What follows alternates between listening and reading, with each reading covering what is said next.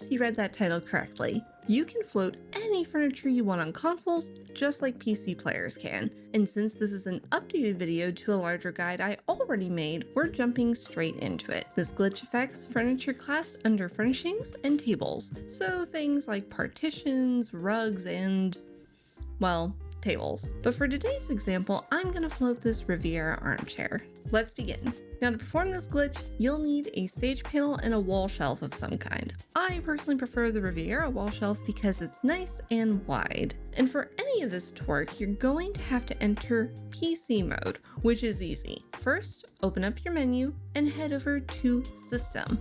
And then once you're there, open up Character Configuration. On the very first tab, you're gonna see this switch on the left side. You'll want to select it and switch from Gamepad to PC controls, or it'll say mouse mode on screen. Once you do and close out of the menu, you'll notice your screen looks a little different, but that's okay. Don't panic. You can navigate this screen with your controller just like you would with a mouse. I do it all the time. You'll find that your menu is now in the lower right corner, and you can select it by pressing the same button on your controller that you always do to open up your menu.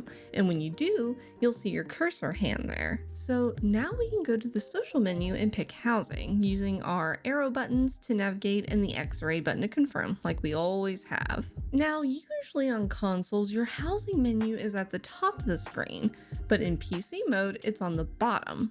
You can still navigate between your inventory and storage with the buttons that you normally do. For example, pushing the big touchpad on PS5 controllers will let you bounce between your character's inventory and your house's inventory like it always did. Now to actually perform the glitch, you're going to need your Riviera wall shelf in your character's inventory to start with. Place your armchair, and while you do, make note of these orange arrows that appear under it. That's your chair's hitbox.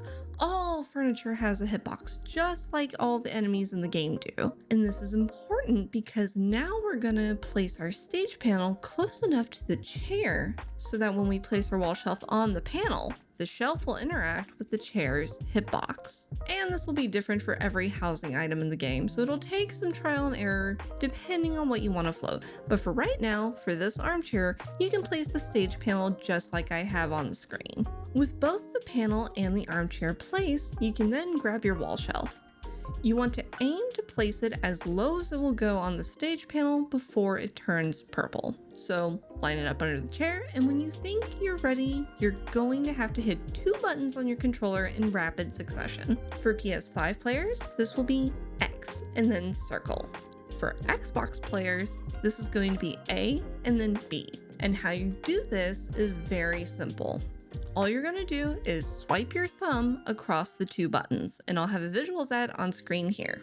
Do this, and if you swipe correctly, your chair will now be up and off the ground. Not by a lot at first, but now that you see how easy this actually is, we can repeat the swiping action until the chair is at a height we want. And we do that by first putting our shelf back into our inventory and then repeating the same steps. Position the shelf and then swipe. Now, all furniture that floats through this glitch has a minimum height it must be to stay afloat. This can either be learned through trial and error, or you can use HG14's height guide, which is available on their Discord, and you can get to that through their YouTube channel, which I will link in the description. But for now, just keep floating the chair until you have it about as high as you see it on my screen, because there's a second half to this glitch. In order to get your chair to stay in the air, we have to lock it in. And we do that by rotating it. See this circle arrow at the bottom of the screen? We have to click that, but we can't using typical controller buttons. In order to reach this, we have to enter virtual mouse mode, as was explained by a wonderful user in the comments of my previous guide. And to get into this mode, all you have to do is press L1 and then R3, meaning press down on the top of your right joystick. For Xbox players, this is LB and then R3. If you do this correctly, you'll see virtual mouse mode on the top of your screen with instructions on how to use it. And while you're in this mode, your right joystick will act like a mouse. See how it's an arrow now instead of the pointing hand we're used to? That's the indicator that your cursor is acting like a mouse and isn't going to react to your D-pad buttons.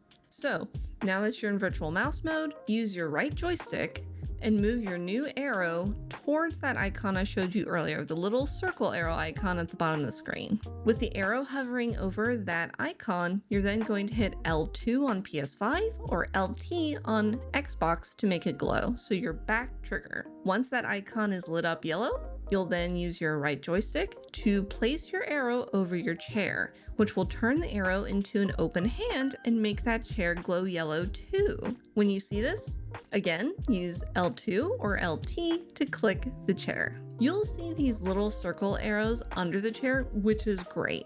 Now you don't have to actually spin the chair like a top to make it stick though, because once you've clicked it like this, all you have to do is click somewhere else.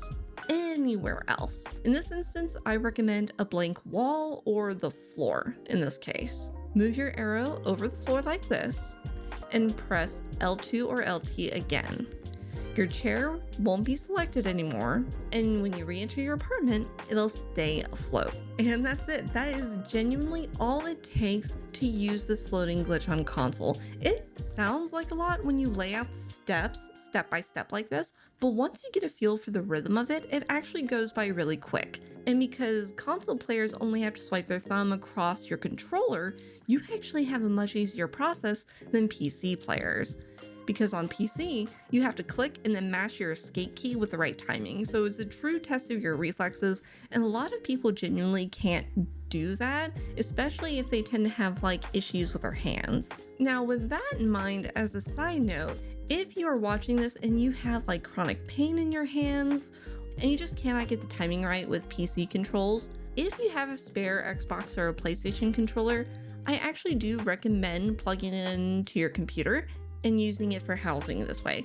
I personally play Final Fantasy XIV on PC, but I do so with a controller. So I use a mix of controller and mouse controls to actually build houses with, and I find it's the best of both worlds. But with all that being said, once again, big thank you to the user who pointed out this process in my previous video. And if you're interested in that video, which covers the other two glitches with both console and PC controls, I will have a link to that at the end of this video and in the description below. That video also contains a full housing build in the second half that shows how you can combine all three glitches together to make something truly unique. Just make sure to fast forward through my rant about console controls because that part is now obsolete and what this video you're watching now is addressing. But for now, thank you all so much for watching and have fun designing. Until next time, see you then!